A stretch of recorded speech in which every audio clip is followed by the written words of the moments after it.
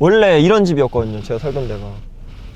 이것보다 좀 더 컸는데 마당도 좀 더 크고 했었는데 이런 집을 연희 연남에 다시 사는 겁니다. 정말 열심히 해야겠죠. 제가 분명 조부모님한테 그걸 약속했거든요. 제가 성공해서 연희 연남에 똑같은 크기의 집, 딱 이런 집이었어요. 이 정도 크기였어요. 이런 집을 다시 내가 사오겠다. 좆됐죠 진짜. 서울에서 거리문화 좋아하면서 음악하면서 이래저래 살고 있는 소년 보재기라고 합니다. 여기는 제가 살고 있는 집 겸 제일 잘 사용하는 작업실이고요. 좀 너저분한데 뭐 원래 너저분했고요. 해외도 돌아다니고 다른 도시도 돌아다니고 하다 보니까 집에 있는 시간이 없어서 한 친구는 아니고요. 그냥 귀찮아서 안 치웠어요. 거의 매일 하루에 한 팀이나 두 팀은 무조건 사람을 만나는 것 같고요. 만나서 뭐 이런 촬영을 하는 날도 있고 아니면 그냥 커피만 마시면서 이 사람이 어떤 뭔가를 하면서 살고 있나 듣는 날도 많고, 작업은 그냥 이제 거의 숨 쉬듯이 하는 거여서 지하철 탈 때 아니면 그냥 누구 기다릴 때 아이패드로 작업 많이 하고, 요새는 원래는 보드 자꾸 탔는데 제가 목 디스크가 8월 초에 부서지고 나서 보드를 아예 못하고 있습니다. 지금 만약에 보드 타면 영원히 못할 것 같더라고요. 이게 제 차인데 여기서 들어가기가 좀 그래가지고 저 안에서 위에 계시면 제가 차 빼는 게 기가 막히거든요. 그래서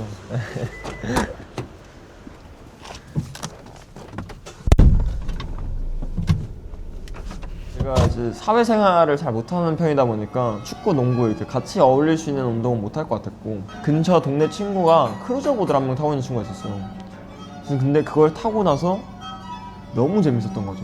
과학고 준비하고 영재반 반장하고 막 이렇게 열심히 공부를 했었던 때였는데, 그 공부만 하다가 그런 걸 또 타니까 이제 더 완전 새로운 거죠. 이제 공부를 때려치고 나는 여기에 몸을 영원히 담아야겠다. 계속 그냥 스케이트보드가 원탑이었어요, 제 인생에. 이제 스케이트보드가 제일 멋있는 거고 스케이트보드적으로 계속 뭘 하고 싶고 하다 보니까 그 진심이 통해서인지 운이 좋아서인지 스케이터들이랑 너무 다 친해지게 되고, 그리고 나서 지금 여기까지 오게 된 것 같아요. 항상 얘기하거든요. 음악도 시작 안 했을 거고 지금은 거리문화 전반적으로 더 좋아하게 됐지만 아직도 스케이트보드가 제일 멋있고, 아침에 일어나면 제일 먼저 하는 게 스케이트보드 채널만 따로 구독해놓은 유튜브 채널이 따로 있거든요. 거기 들어가서 재밌는 거 없나 이렇게 보고, 그러면서 새로운 영상 올라오면 보고, 그게 일상이어가지고 그렇습니다. 스케이트보드는 참 중요하죠, 저한테.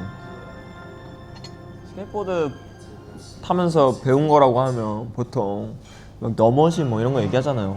저는 그것보다 더 큰 걸 배운 게 최근 들어서 더 크게 느끼는 건데 존중인 것 같아요.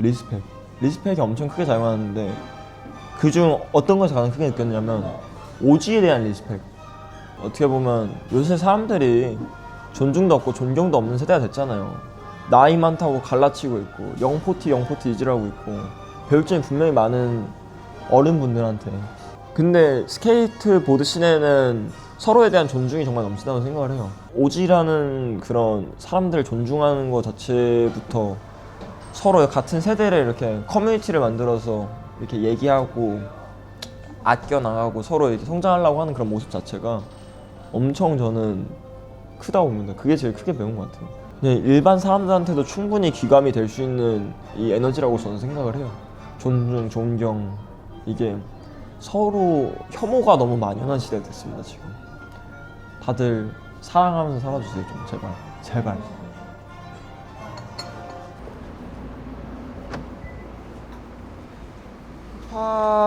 음악이 거리 문화를 좀 표현하기 좀 어렵다? 라는 생각 어느 순간부터 들었어요. 21살 후반? 22살 후반? 막 이랬던 것 같아요. 그때 이제 조이 프로듀스는 다문을 보고 다녔어요. 그러니까 뭘 하면 좋을까 하다가 어떻게 하다 보니까 브레이크비트, 게토테크 알게 되고, 약간 이런 빠르고 역동적이고 이런 것들이 제가 생각하는 지금 가장 멋있는 거리 문화의 한 표면을 제일 잘 나타낸다고 생각해가지고 브레이크비트를 하게 됐고요. 저희가 흔히 아는 브레이크비트 뭐 정글 뭐 이런 게 있는데 사실 안에 굉장히 다양한 장르들이 많거든요. 그런 다양성도 그렇고, 근데 그게 하나의 공통된 이제 브레이크비트 루프가 중심이 되는 음악이라는 점에서 저는 굉장히 매력으로 다가왔고, 어쿠스틱 드럼으로 이루어진 드럼 루프를 브레이크비트 루프라고 하는데, 그게 이제 저는 진짜 거리 문화를 잘 표현할 수 있는 소스 중에 하나가 아닌가. 물론 막 808 베이스도 거리 문화를 나타낼 수 있고, 뭐 웨스트코스트 신스도 어떻게 보면 거리 문화스럽고 힙합 문화스럽지만 그것보다 좀 더 포괄적으로 나타날 수 있는 게 브레이크비트 루프가 아닐까 싶어가지고 브레이크비트를 이제 좀 중심적으로 작업하고 있는데 너무 만족스러워요. 옛날에 그냥 힙합 할 때는 뭔가 조금 아쉬웠거든요. 근데 지금은 굉장히 만족스럽다. 원래는 음악의 거리문화 어떻게 나올까 생각하다가 선택한 방식은 스케이트보드 영상이나 이런 거리문화 관련된 게임, 뭐 매체에서 직접 그 보컬을 샘플링 하자였어요. 근데 그게 사실 아는 사람만 알고, 그리고 이게 그렇게 거리문화를 나타낼 수 있느냐라고 또 직접 생각을 해보면 또 그런 것 같진 않더라고요.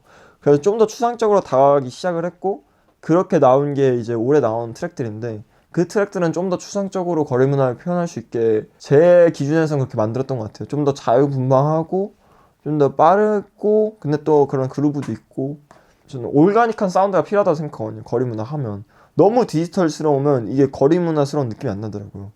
그래서 좀 더 브레이크비트를 저 중심적으로 가고 완전 올가닉한 사운드를 좀 더 찾아다니고 하면서 이제 조금 그거에 좀 더 집중을 한 것 같아요. 옛날에는 완전 직접적으로 이거 거리문화에서 가져온 샘플이야 이걸 했으면, 지금은 이제 아예 좀 더 추상적으로 이거를 들었을 때 거리문화가 떠오를 수 있는 느낌의 곡들을 만들려고 노력하는 것 같아요. 제 인생 스케이터가 꽤 많은데 매번 바뀌거든요. 근데 부동의 1위 헤이토로 다 실바의 프로 모델입니다. 이거를, 그리고 여기 있는 게 이번에 헤이토로 다 실바가 2월인가 1월에 팔라스 스토어 홍대 스토어 오픈했을 때 왔는데 그때 사인을 받았어요. 그리고 너무 진짜 대박인 거는 제가 올해 6월쯤 파리에 있었는데 그때 헤이토로가 파리에 있더라고요. 그리고 아디다스가 공식 스케이트장을 열어가지고 그때 가서 만났는데 헤이토로가 너 왜 여기 있냐고 먼저 그렇게 알아봐줘가지고 진짜 그때 진짜 울 뻔했어요. 진짜 너무 행복했어요. 보통 라이브 셋으로 공연을 가끔 자주 하는데 그럴 때 이제 가장 힘든 거는 사실 그냥 귀찮은 거죠. 기계도 들고 가야 되고 전원선도 들고 가야 되고 혹시 모르니까 또 백업 SD카드 이런 거 들고 가야 되고 하다 보니까 그런 게 이제 좀 번거롭죠. 사실 그냥 메신저백 아니면 무슨 주머니에도 들어가는 사이즈의 물건들을 어쨌든 백팩이나 좀 큰 가방 같은 걸 가져가야 되는 거니까. 요새 나오는 기계들이나 제가 갖고 있는 기계들 중에 완전 100% 아날로그 기계는 없거든요. 사실 다 디지털 기계고 하다 보니까 저희가 흔히 쓰는 그 CDJ라는 그 기계에서 나온 디지털 사운드랑 이 기계에서 나오는 사운드랑 솔직히 똑같아요. 잘 들으면 당연히 차이는 있지만 그거를 그 클럽의 소음이 존나 가득한 공간에서 그걸 느낄 수는 당연히 없고, 하다 보니까 사운드 때문에 라이브 셋을 한다? 저처럼 완전 아날로그 장비를 하시는 분은 모르겠지만, 근데 저는 사운드 때문 아니고 그냥 재밌으려고 하는 게 큰데, 그것도 청자의 재미보다는 제 재미가 더 큰 것 같아요. 사실 앨범을 제작할 때는 엄청 큰 틀을 하나 생각을 하고 그냥 바로 작업에 들어간 편이에요. 그러니까 보통 일반적인 프로듀서 비트메이커들은 좀 다른 편인데, 그런 분들은 이미 데모들이 엄청 많아요. 만들어 놓은 데모들이 있고 그다음에 그걸 약간 좀 조합해서 한다거나 아니면 이거에 맞는 플레이어를 찾아가지고 거기에 넣어서 이렇게 곡을 재편곡하거나 뭐 이런 식인데, 저는 큰 그 대주제가 생기지 않는 이상 곡을 못 만드는 편이에요. 그래서 이번에도 대주제를 언더그라운드 클럽에서 받은 게 너무 많으니 언더그라운드 클럽을 위한 음악들을 만들어보자. 한 번도 그거를 생각하면서 만든 적은 없었거든요, 앨범을. 이번에 진짜 처음으로 음악을 위한 음악을 만들어보자 하고 만든 앨범이어서 사람들이 좋아해 주는 것 같기도 하고 저 스스로도 만족을 하는 것 같기도 하고, 어떻게 보면 첫 시도였는데도 너무 잘 나온 것 같아요. 그래서 너무 만족스러운 앨범입니다. 전 제 음악에 사실 크나큰 차별점이 있다고 생각 안 해요. 이미 유수의 너무 많은 형 누나들이 서울에서 해왔던 음악들이고 한데, 제가 제 음악에 차별점이 있다고 하기보다는 솔직히 말하면 제 음악을 좋아해 주시면 너무 죄송하고 너무 감사한 얘기지만 제 음악의 퀄리티가 아직 완전 프로스러운 레벨은 아니라고 생각하거든요. 믹싱적인 거나 마스터링적인 거 그렇게 음악학적으로 따졌을 때는. 근데 이제 차별점이라고 하면 그냥 조금 보재기라는 캐릭터, 이제 저 인간 강진욱 말고 보재기 그 비춰지는 캐릭터 자체가 사람들에게 매력적이어서 좀 차별적으로 다가오는 거 아닌가 라는 생각을 합니다. 이 책도 되게 재밌어요. 제가 인생에서 정말 탑 손가락에 꼽는 책 중에 하나인데 이름도 세스프레스 개새끼입니다. 그 책이 원래 이런 디자인 아니고 제가 바닷가에서 읽다가 밀물 썰물 시간을 까먹어가지고 바닷물에 한번 5분 동안 침수된 적이 있어가지고 책이 이렇게 됐는데, 그래서 더 에피소드 있지 않나. 그때가 저 21살 생일이었나? 20살 생일이었나 그랬을 거였어가지고 엄청 재밌는 책입니다. 제 사고방식이 거의 여기서 왔다고 생각해도 될 정도로 예술적 가치관이 좀 비슷해요. 그때 당시에도 비슷했고, 근데 이거 덕분에 더 확고해진. 제가 정말 갑작스레 씬에 들어온 거는 저도 이해를 하고 있습니다. DJ 씬은 정말 2년 전에 정말 갑작스럽게 등장을 한 것 같고, 그런 게 제일 중요한 것 같아요. 사람 제일 잘 만나고. 그게 저한테 음악적인 첫 시작은 오픈 창동이라고, 네, 도봉구청에서 하던 약간 음악인을 위한 프로젝트 같은 게 있었는데, 오픈 창동의 첫 시작에 네트워킹 파티를 갔는데, 그때 제가 제일 어린 사람이었고, 그래서 어느 정도 주목도 받았고, 그래서 사람들이랑 네트워킹 하면서 더 수월해지다가, 그러다가 20살 때쯤 돼서 이제 어른이 됐는데 나도 좀 오피셜하게 무언가에 지원할 수 있지 않을까? 라는 생각도 들어서 처음에 했던 게 비슬라 매거진 에디터 일이었어요. 한 2년간 스케이트보드 관련 글만 한 100개는 쓴 것 같아요, 비슬라 매거진에. 그때 당시에는 제가 4130이라는 지금 한국 최고로 오래된 레거시 있는 BMX 샵이죠. 정말 웃기게도 제가 첫 공식 메인 필모를 있었는데, 비슬라 형들이 감사하게도 제가 그때 영상을 하는 것도 알고 있었고, 그거를 보고 나서 이제 컨버스 올스타 팀에 이제 합류를 하게 되고 씬에 있던 코어한 스케이터들이랑 친해지게 됐죠. 그리고 근데 그때 당시까지만 해도 디제잉을 아예 안 하다가 그냥 음악만 만들고 글만 쓰고 영상 편집만 하고 막 이러고 지내다가 어쩌다 라이브 퍼포먼스를 하는 영상을 필두로 해가지고 파티를 하게 됐는데, 그 파티 포스터가 제 라이브 셋 영상이었거든요. 아예. 그걸 보고 DJ 풀이 연락이 온 거죠.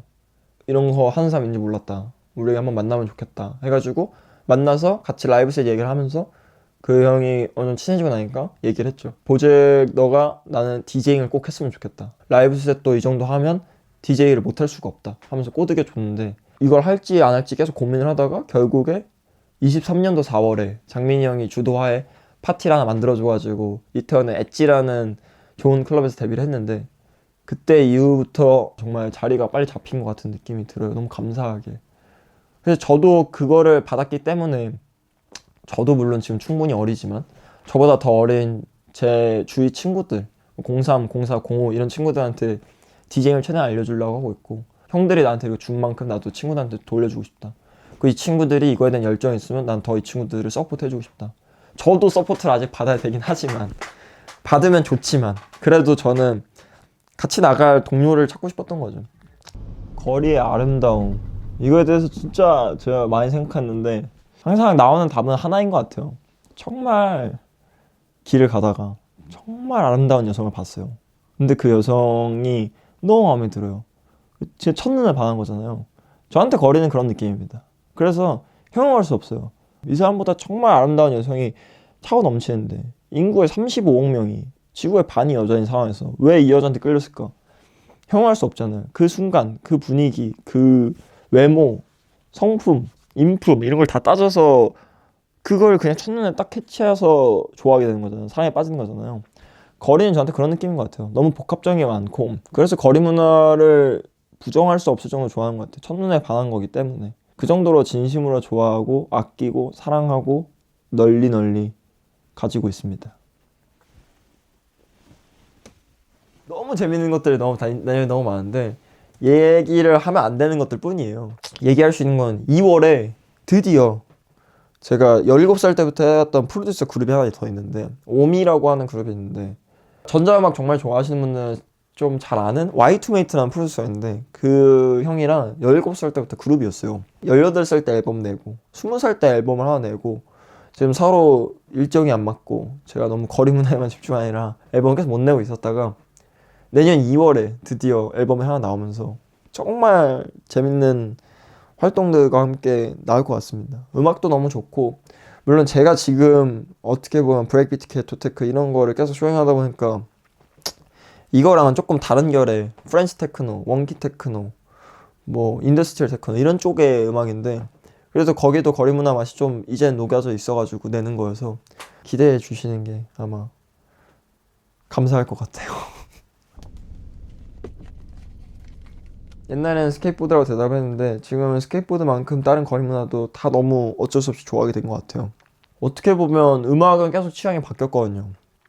인더스트리얼 테크노 좋아하다가 넵튠즈 튠 좋아하다가 지금 브레이크비트 좋아하다가 뭐 이렇게 되는데 거리 문화는 한순간도 빠짐없이 계속 좋아했어요. 한순간도 빠짐없이. 그게 엄청 큰 거라고 봐요. 어쨌든 내년 되면 이런 문화를 좋아한 지 10년 정도 되는데 그때 동안 취향이 한결같이 보드를 좋아했던 것 자체가 최고인 것 같습니다. 거리 문화. 거리 문화를 하시는 플레이어들, 스케이터, 비보이, 그래피티 라이터, BMX 라이더 다 너무 존경합니다. 다 저한테 너무 영감이고 정말 그 사람들이 있기 때문에 제가 있다고 생각하고 특히나 제 동나이 때 친구들한테는 더더욱 큰 와, 쟤도 했는데 나도 이거 내가 이걸 왜 못했지? 쟤는 진짜 창의적이네. 진짜 대단하다. 이런 생각이 항상 들 정도로 그냥 고마운 마음밖에 없어요. 그 사람들한테는. 그 사람도 없었으면 제가 앨범이 안 나왔을 거고 여기까지 못 살았을 테니 감사한 마음뿐입니다. 고맙습니다. 거리문화분들.